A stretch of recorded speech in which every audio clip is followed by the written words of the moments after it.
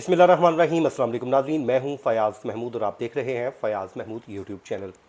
नाज़रीन, अरशद शरीफ साहब से मुतल्लिक मैं डेली बेसिस पे आपके साथ बात कर रहा हूं और उसकी वजह यह है कि उसमें बहुत सारी अपडेट्स आ रही हैं, लेकिन अपडेट्स के साथ साथ उसमें एक ज़्यादती बड़ी ये की जा रही है कि उसमें फ़ेक जो न्यूज़ है वो बहुत ज़्यादा फैलाई जा रही है। मिस इन्फॉर्मेशन का जो एक फ़्लो है वो इतना ज़्यादा है कि कभी किसी बूढ़ी खातून को अरशद शरीफ साहब की वालदा बना दिया जाता है, कभी ताबूत के सामने खड़ी एक छोटी बच्ची को वो उनकी बेटी बना दिया जाता है, और कभी वो एक सोशल मीडिया एक्टिविस्ट हैं, छोटी बच्ची हैं शेरबानो, उनके रोते हुए वीडियो को भी उनकी बेटी बना दिया जाता है। इसके अलावा और बड़ा कुछ है जिसमें उनकी फैमिली जो है बार बार एक बात कर रही है कि खुदारा आप हमारी जो फैमिली की प्राइवेसी है उसको यकीनी बनाएं और हमारे साथ ये जुल्म ना कीजिए।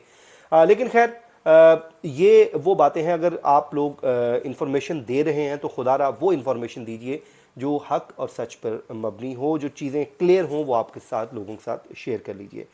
अच्छा नाज़रीन, अरशद शरीफ साहब आपको मालूम है रात उनको 1 बजे यहाँ पर पहुँचाया गया और वहाँ पर जो कुछ एयरपोर्ट पे हुआ वो गवर्नमेंट की एक स्ट्रेटजी थी। लोगों को उन्होंने ज़ाहिर है वहाँ पे एक बहुत बड़ी तादाद जो है मुझे बताया गया कि लोगों की वहाँ पर मौजूद थी। मैं खैर ख़ुद नहीं जा सका, उसकी वजह ये थी कि एक दोस्त थे, उनके जो फादर इन लॉ हैं उनको हमने हॉस्पिटलाइज करवाया था, उनकी तबीयत ख़राब थी तो आज उनकी बल्कि सुबह डेथ होगी। दुआ कीजिएगा अल्लाह ताला उनकी मग़फ़िरत फरमाए। तो इस वजह से मैं ख़ुद एयरपोर्ट नहीं पहुँच सका, लेकिन मुझे ये बताया गया कि वहाँ पर एक बहुत बड़ी तादाद में वहाँ पर लोग मौजूद थे। तो जिसमें गवर्नमेंट का मौक़िफ़ मैंने लेने की कोशिश की, तो गवर्नमेंट का ख़्याल ये है कि वहाँ कोई लॉ एंड ऑर्डर की सिचुएशन बन सकती थी, तो इसलिए वहाँ पर यह बताया गया कि मुख्तलिफ एम्बुलेंसेस लगाई गई और उनमें से ताकि लोगों को ज़्यादा से ज़्यादा डिस्पर्स किया जाए।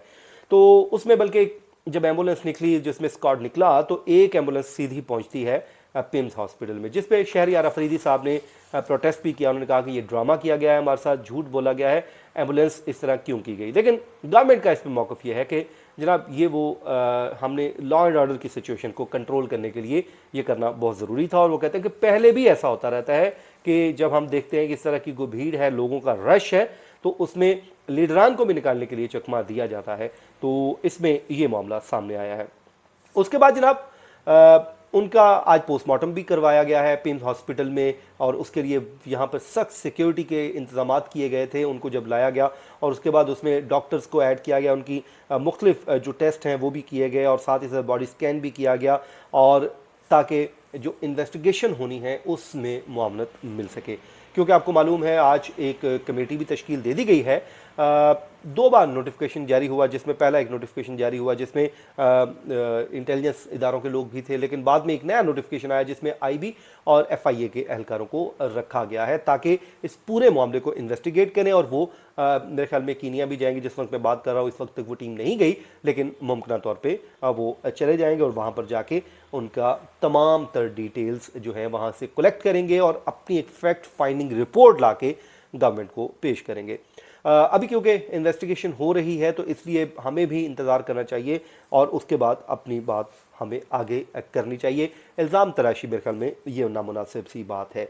अच्छा जनाब, मुझे आज वो पता चला, बल्कि इस पूरे मामले को लेके इमरान खान साहब आपको पता है मुसलसल बोल रहे हैं और वो परेशान भी हैं। ज़ाहिर है एक उनके साथ ताल्लुक़ भी था, और इस पे अब्दुल कादिर साहब हैं हमारे रिपोर्टर ARY के, उन्होंने ये बताया कि ज़ाहिर है वो बीट रिपोर्टर हैं, वो बीट कवर करते हैं तो उनके अच्छे सोर्सेज हैं वहाँ पे। तो उन्होंने बताया कि इमरान खान साहब उनके साथ मुसलसल राब्ते में भी थे, और उसके अलावा उन्होंने तो यहाँ तक उनको कहा था कि अगर आपको कोई वीज़ा नहीं मिल रहा या कुछ और है तो मैं कोशिश करवा सकता हूँ। लेकिन अरशद शरीफ साहब से मुतल्लिक जो मुझे बात मालूम हुई, बड़े ही खुददार किस्म के आदमी थे, वो किसी का एहसान नहीं लिया करते थे।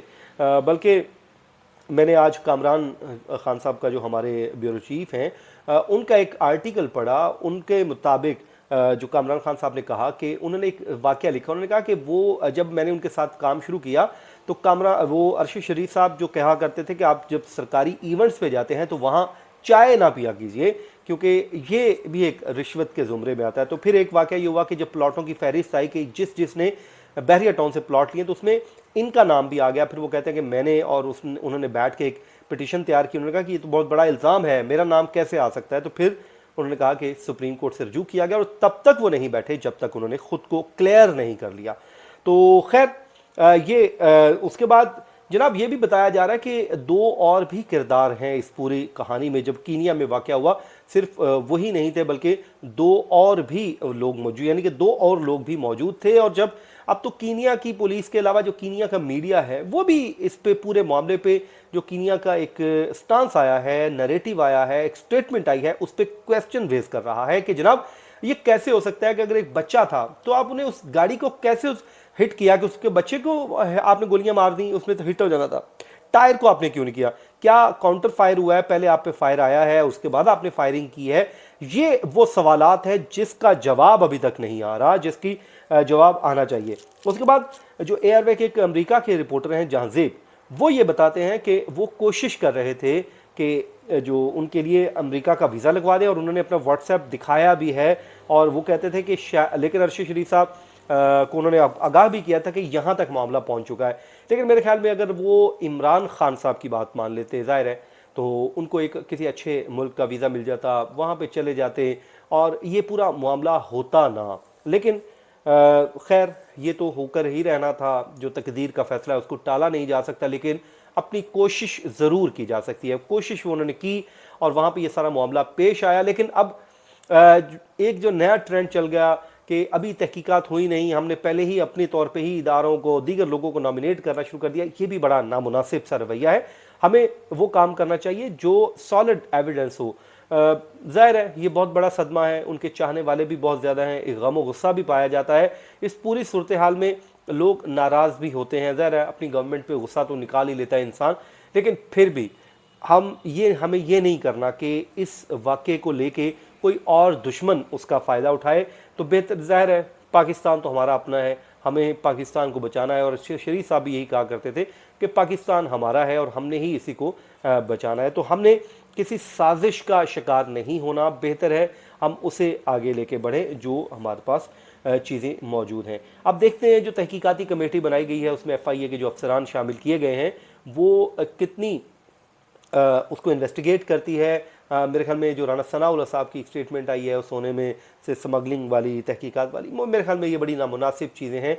अभी उन्हें इस तरह की बात नहीं करनी चाहिए क्योंकि आपके ही अंडर एक कमेटी बन रही है, आपके इदारे हैं, FIA आपके अंडर आते हैं, तो आपने लोगों का एतमाद जीतना है, एतमाद बहाल करना है ताकि उनको यकीन आ जाए कि जो आपकी कमेटी जो फाइंडिंग दे रही है वो सच पर मबनी है और हक़ाइक़ के जो मुनाफी नहीं है। तो नाज़रीन ये था आज का हमारा वीलॉग, अपनी दुआ में याद रखिए। मुझे दीजिए इजाज़त, अल्लाह ने के बाद।